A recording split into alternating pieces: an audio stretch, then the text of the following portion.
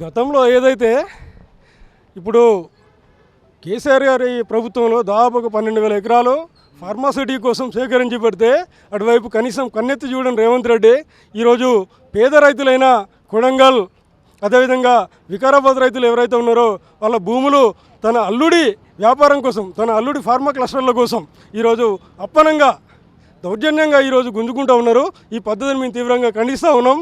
ఏదైతే అదే మా భూములు మా ప్రాణాలైనా వదులుకుంటాం తప్పితే మా భూములు మేము ఎట్టి పరిస్థితుల్లో ఫార్మా క్లస్టర్లకు మేము ఇచ్చేది లేదని చెప్పి ఈరోజు స్వచ్ఛందంగా స్వతహాగా వాళ్ళంతట వాళ్ళు రైతులు పోరుబాట పడుతూ ఉంటే వాళ్ళని దాదాపు 16 మంది రైతులను ఈరోజు లాఠీ చార్జ్ చేసి ఈరోజు అరెస్ట్ చేసి ఈరోజు రిమాండ్ పంపించడం మేము తీవ్రంగా ఖండిస్తూ ఉన్నాం. ఇదే విధంగా ఇలాంటి పద్ధతిని మార్చుకోవాలి. నువ్వు ఏదైతే 12,000 ఎకరాలు ఏదైతే ఉన్నదో దానిలో ఫార్మా కంపెనీలు పెట్టు. ఎందుకు దాన్ని నెగ్లెక్ట్ చేసి ఈరోజు పచ్చని రైతుల జీవితాల్లో మంటలు పెడతా ఉన్నాం రేవంత్ రెడ్డి అని చెప్పి ఈరోజు టీఆర్ఎస్ పార్టీ, బీఆర్ఎస్ పార్టీ విద్యార్థి విభాగంగా మేము హెచ్చరిస్తూ ఉన్నాం. ఇదే విధానాన్ని మీరు ఈ పద్ధతిని మీరు మార్చుకోవాలి, లేకపోతే అడ్డుకుంటామని చెప్పి సందర్భంగా తెలియజేస్తా ఉన్నాం. తెలంగాణలో ప్రశ్నించిన ఎవరినైనా కూడా అరెస్టులు చేపిస్తున్నది కాంగ్రెస్ ప్రభుత్వం. దీన్ని ఎట్లా చూడొచ్చు అంటూ ఈరోజు ఇది ప్రజాపాలన పేరుతోని ఈ రేవంత్ రెడ్డి ప్రజా కంటక పాలన చేస్తూ ఉన్నాడు. ఎక్కడికక్కడ ప్రశ్నించే గొంతుకల్ని ఇక్కడక్కడ అరేంజ్ చేస్తూ ఉన్నారు. ఇప్పుడు ఈ రైతులైతుంది, విద్యార్థులైతుంది, నిరుద్యోగులైతుంది ఎక్కడ వాళ్ళ శాంతియుతంగా నిరసన తెలిసే ప్రయత్నం చేసినా కూడా పోలీసులతోని అరెస్ట్ చేసి తీసుకుపోతూ ఉన్నారు. ఇంకో విధంగా చూస్తే మన జర్నలిస్ట్ మిత్రుడు రంజిత్ రెడ్డి కూడా ఆయన ప్రభుత్వ వైఫల్యాన్ని ప్రశ్నిస్తున్న ఒక్కొక్క కారణంతో ఆయన తీవ్రమైన ఇబ్బందులకు గురి చేస్తూ ఉన్నారు.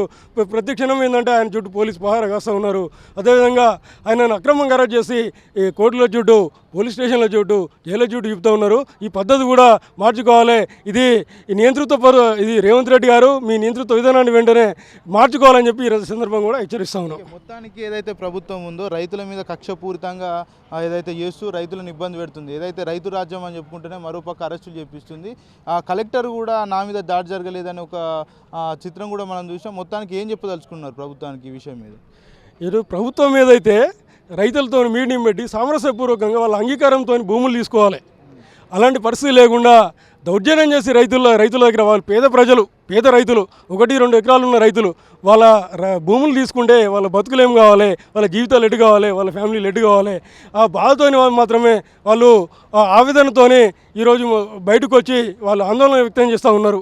ఇదైతే స్థానిక కలెక్టర్ ఏదైతే ఉన్నారో వాళ్ళకు కూడా ఆవేదనతోనే వాళ్ళని ముందుకు పోయారు తప్పితే ఆందోళన చేసారు తప్పితే వేరే ఉద్దేశం ఏం లేదని చెప్పి తెలియజేస్తూ ఉన్నాం.